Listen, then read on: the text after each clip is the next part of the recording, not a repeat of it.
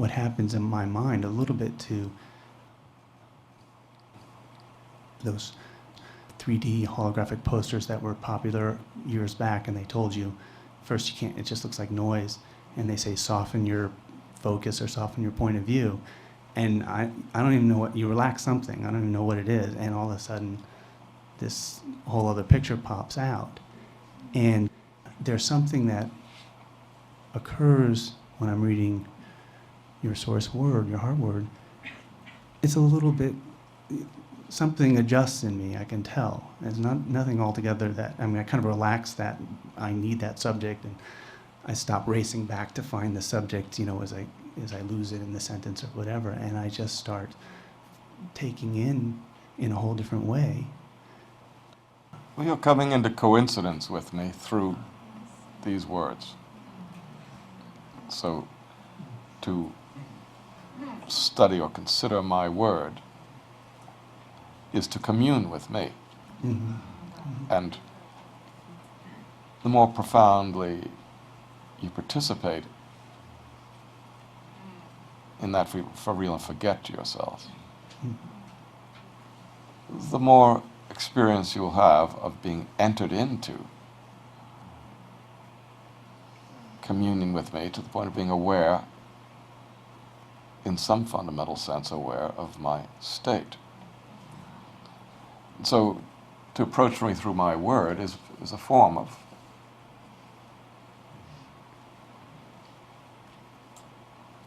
devotional communion with me. And my written and spoken word is a unique and actual means for that to occur. It's not in the same sense that any words might do that, or even any traditional text of some esoteric kind, but because of the uniqueness of the word, of my utterance.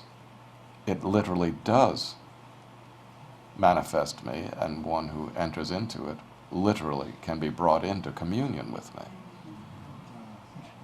Just as you may by my murti, or any of the agencies of mind that are explicitly extended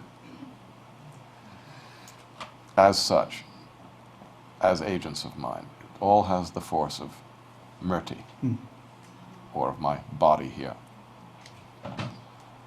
and has a unique characteristic, not necessarily altogether comprehensible from any kind of figuring it out point of view or perspective, but like that kind of picture you described, which I've seen, you look at it for a while, when you let yourself go in it, you see these three-dimensional forms, flat planes of whatever the picture is, you know, fish in the ocean or whatever. It looks like several flat paper-cut forms, one behind the other, in a three-dimensional space. And then when you try to focus the eyes in the way you require to perceive in the room in the normal fashion, you lose the image. It becomes just this all-over chaotic, or this all-over pattern that doesn't differentiate itself into this apparent three-dimensional space. So it is with my word. If you turn to me through it, then you can actually be entered into a profound state of communion with me through it. But not by getting confused or puzzled and so forth.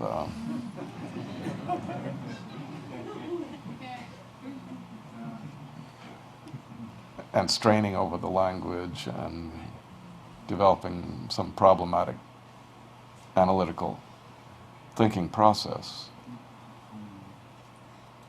Not that there aren't things to figure out in different ways you can make use of my teaching in any instance, but there's a fundamental approach to me through my word that is really the same as meditation on me or devotional communion with me. And the words bring you into that domain of mine, much as if you relax into a certain way of perceiving, you can see the three-dimensional picture. in those computer-generated images you've described. And when you let yourself, or when you spontaneously are entered into this turning to me, turning over to me, this surrendered disposition, then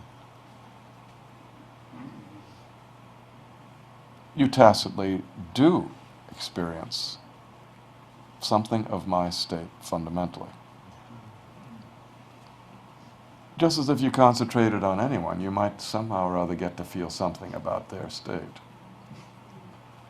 So when you give me your regard, turn the faculties to me, and do so through any medium, a murti form of mine, or my sitting here now, or my words, or images I've made, whatever.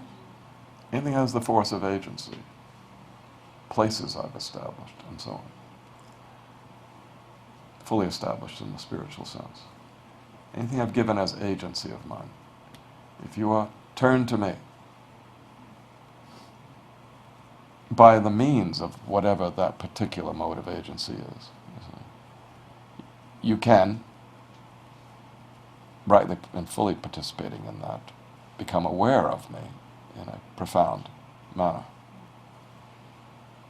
And that will show you my nature and state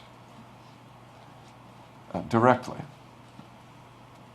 It is how I show myself directly, by all kinds of means I make and establish here, in which I'm establishing in perpetuity. Means that are living means that will be associated with me as I am forever.